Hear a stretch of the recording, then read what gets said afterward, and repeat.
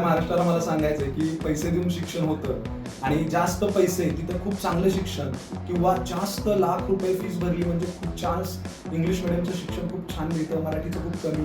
त्यानंतर 11वी सायन्स तर म्हणजे मार्केटमध्ये अक्षरशः भस्मास झाला आहे. मला महाराष्ट्राला सांगायचं आहे की वेगवेगळ्या खाजगी आणि प्रायव्हेट अकॅडमीज आपल्या ब्रँडच्या नावाखाली खूप मोठ्या गलिलट्टे फीस घेतात. खरं तर तुम्हाला मी आता सगळं पाठीमागचं सांगत बसत नाही, पण महाराष्ट्रातल्या 10वीच्या पालकाला आणि 10वीच्या विद्यार्थ्याला मला सांगायचं आहे की 11वीला तुम्ही सायन्स जर निवडली तर 11वीला तुमचं जगात कुठेही सायन्स वेगळं नाही.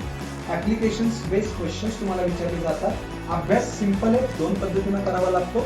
एक म्हणजे काय तर महाराष्ट्राच्या जनतेला मला सांगायचंय, पालकांना सांगायचं की विद्यार्थी 11वीला गेल्यानंतर 2 स्वरूपाच्या परीक्षा होतात. एक बहुपर्यायी स्वरूप आणि एक प्रश्न आणि उत्तर स्वरूप, म्हणजे सब्जेक्टिव्ह आन्सर्स आणि ऑब्जेक्टिव्ह आन्सर्स. आणि यासाठी एनसीईआरटी आणि स्टेट बोर्डचा सिलेबस टॉपिक्स शासनाने ठरवून दिलेली, एनटीएने ठरवून दिलेला सिलेबस आहे. जेई साठी, नीट साठी व्यवस्थित अगदी रिसर्च केला तरी सुद्धा सक्सेस मिळतं. कारण माझ्या संपर्कातला एक विद्यार्थी जो शेतात जातो, आई वडील नाहीये त्याला, आई मजुरी करते, असा विद्यार्थी बांधावर बसून अभ्यास करतो.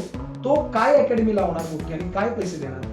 तर हे असत्य आहे. पैसा देऊन चांगलं शिक्षण मिळतं 100% असत्य आहे. परंतु सत्य काय आहे तर मेहनतीने तोच विद्यार्थी नीट एक्झाम मध्ये 620 गुणांनी उत्तीर्ण होतो आणि एमबीबीएस ला छान ठिकाणी त्याला प्रवेशही मिळाला. म्हणजे मला असं सांगायचं की खूप जास्त फीज अकॅडमीज मध्ये भरल्या म्हणजे चांगली तयारी होती अशी नाही, तर करिअर तुम्ही चांगलं कसं मिळणार आणि करिअरसाठी कोणती विषय योग्य आहे हे तुम्हाला जो सांगेल पारदर्शकपणाने आणि त्याप्रमाणे तुमच्या विद्यार्थ्याला तुम्ही ज्या ट्रॅकवर चालवाल ते खरं करिअर, तो खरा पैसा.